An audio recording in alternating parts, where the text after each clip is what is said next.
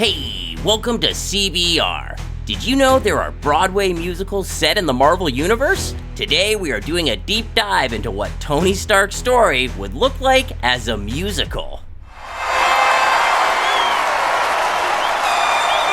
Existing musicals. We've already discussed the Spider-Man Turn Off the Dark musical at CBR before, and there's also the Captain America show titled Rogers, the Musical. Although not an official show on Broadway, there is also an Iron Man musical out there. Amanda Faye Gunn is a Marvel fan and music composer who decided to write a musical about Tony Stark during the 2020 pandemic.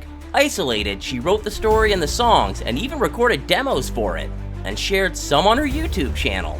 On August 7, 2020, Mark Ruffalo tweeted one of Amanda's videos. The plot of her musical tells the story of the Avengers from Tony Stark's point of view in the MCU up until Avengers Endgame. We're all excited to see how this turns out. Amanda's musical is inspired by Tony Stark's character arc from an arrogant playboy to a wise mentor and self-sacrificing hero.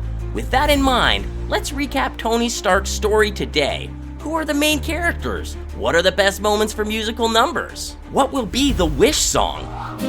I'm an iron boy. Will I ever be an Iron Man? Plot theory. Let's imagine an Iron Man musical. It could be a standalone story that sums up Tony's life. What flashed before his eyes while he died in Avengers Endgame? Tony is an only child born to Howard and Maria Stark. His father is constantly absent and his mother is very demanding. Intelligent, above average, and very curious, Tony knows Howard's work is related to Captain America. Tony never felt any positive feelings towards the superhero. At only 4 years old, he designs his first circuit board. Yet, his father is always too distracted by the demands of his job to pay attention to Tony's achievements. Time jumps to his college years. Tony attends MIT, where he meets James Rhodes. A song about Tony becoming independent in college, still resenting his father for not being a good role model, would be perfect in this sequence. Who's this? I'm sorry. This is. Is your real hair? What do you think? I think you're trying to get back at your parents. That's what I think. One day, when Tony is around 21 years old, he comes home for Christmas and discovers the bodies of his parents, killed by the Winter Soldier. Although, he doesn't know who is responsible for their deaths yet. Inheriting Stark Industries, a new chapter begins in Tony's life. CEO at just 21. Tony takes over the company from Obadiah Stane, who worked with Howard Stark for many years and was interim CEO following Howard's death. Stark Industries secures military contracts to manufacture weapons. In a visit to a foreign country where the weapons are shipped to, Tony is caught in an explosion and kidnapped by the terrorist organization 10 Rings. The leader of the faction orders Tony to build one of the new Stark Industries missiles for them in exchange for his life. Another musical is fitting here, with Tony discovering that a fragment of the bomb that exploded near him is lodged in his heart. He builds an arc reactor with the available technology for the missile. Meanwhile, he plots his escape from captivity. What is it? Flatten them out and look. Having built the first Iron Man armor, Tony breaks free. He burns down the 10 Rings base and flies away into the desert. He walks for 2 days until he is found by James Rhodes and taken back home. Tony decides to stop manufacturing weapons at Stark Industries. He realized he didn't want his legacy to be so dark. This upsets a lot of people, including investors and partners like Obadiah Stane.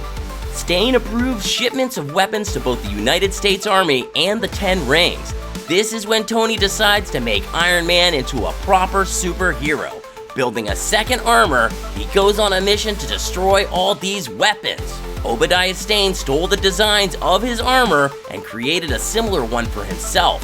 He appears as the Ironmonger to stop Iron Man. After defeating the Ironmonger, Tony is then approached by Nick Fury. The director of S.H.I.E.L.D. recruits Tony to join the Avengers. He accepts the offer, and Fury tells him he'll meet the other heroes soon. But Tony has a serious health problem to deal with before any new mission. The arc reactor in his heart that keeps him alive is also giving him a slow palladium poisoning. While he works on a new arc reactor to replace the one poisoning him, Tony's business rival Justin Hammer recruits the Russian scientist Ivan Bonko to build a competing iron armor for Hammer Industries. Ivan Vanko only took on the job because he seeks revenge against Tony Stark for the harm Howard Stark caused for his father, Anton Vanko. Disillusioned and considering his death to be near without a solution to the palladium poisoning, Tony starts to act out and get drunk every day. Nick Fury and Natasha Romanoff appear and give him a shot of a substance that slows down his poisoning. Fury tells him what he knows about Howard Stark's research and the falling out with Anton Vanko. He also reveals Tony's dad was one of the founders of S.H.I.E.L.D. Intrigued, Tony sobers up and starts going through his father's belongings. This is when he finds, in his father's research notes, a substitute for palladium in the arc reactor. In a musical number combined with a battle, Ivan Vanko emerges with the Whiplash armor and attacks Tony, who ultimately defeats the Russian scientist with the help of James Rhodes.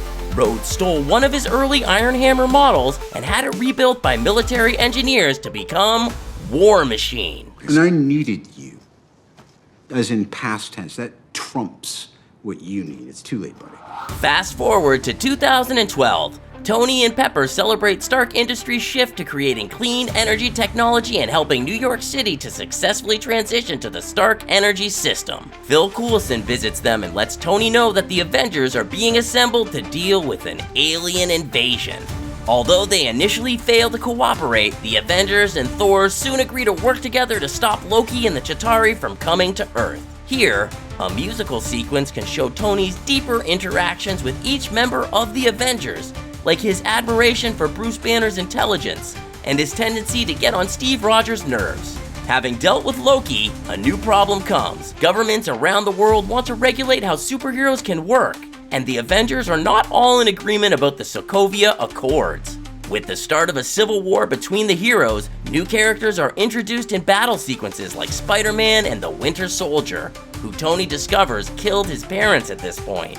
The Civil War ends with the signing of the Accords, but Iron Man and Captain America have no contact until Thanos appears and snaps half of the world's population from existence. They make amends and decide to reassemble the Avengers to deal with this threat. Tony is able to use the Infinity Gauntlet and snaps the lost beings back into reality. However, the energy from the use of the gauntlet is too strong for a human to handle, and Tony is too weak to live after that. Just in time to reach him, Pepper kisses him goodbye before he dies. And I am Iron Man. And this is how Tony Stark as a musical ends. Would you like to watch a musical version of Iron Man's character arc in the MCU? Let us know in the comments below.